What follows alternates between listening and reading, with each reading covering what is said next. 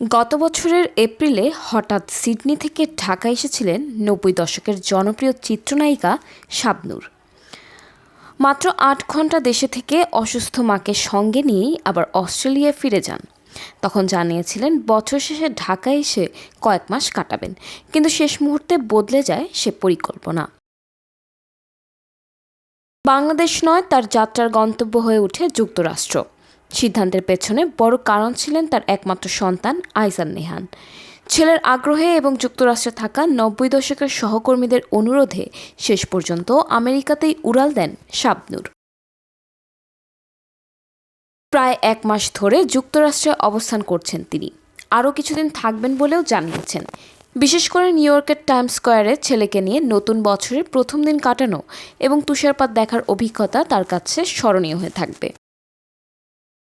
সিডনিতে থাকলেও তুষারপাত দেখা তার জন্য সহজ ছিল না। যুক্তরাষ্ট্রে এসে সেই স্বপ্ন পূরণ হয়েছে। প্রকৃতির এই সৌন্দর্য উপভোগ করতে পেরে দারুণ আনন্দিত শাবনূর। তবে এই সফরে যুক্তরাষ্ট্রে থাকা চলচ্চিত্রের অনেক পরিচিত মুখের সঙ্গেও দেখা হয়েছে তার। মৌসুমী, অমিত হাসান, কাজী মারুফ সহ অনেকের সঙ্গে আড্ডা ও স্মৃতিচারণায় সময় কেটেছে। দীর্ঘদিন পর মৌসুমীর সঙ্গে দেখা হওয়াকে তিনি বিশেষ আনন্দের বলেও উল্লেখ করেছেন। এছাড়া আত্মীয়স্বজনদের সঙ্গেও সময় কাটাচ্ছেন তিনি। কাজের কোনো চাপ নেই, পুরোটাই ঘোরাঘুরি, আড্ডা আর পরিবারের সঙ্গে নির্ভর সময়। চলচ্চিত্র থেকে দূরে থাকলেও শাবনূরের জীবন এখন অন্য এক অধ্যায়। মায়ের দায়িত্ব, সন্তানের সঙ্গে সময় আর পুরনো মানুষের সান্নিধ্যে কাটানো কিছু শান্ত দিন।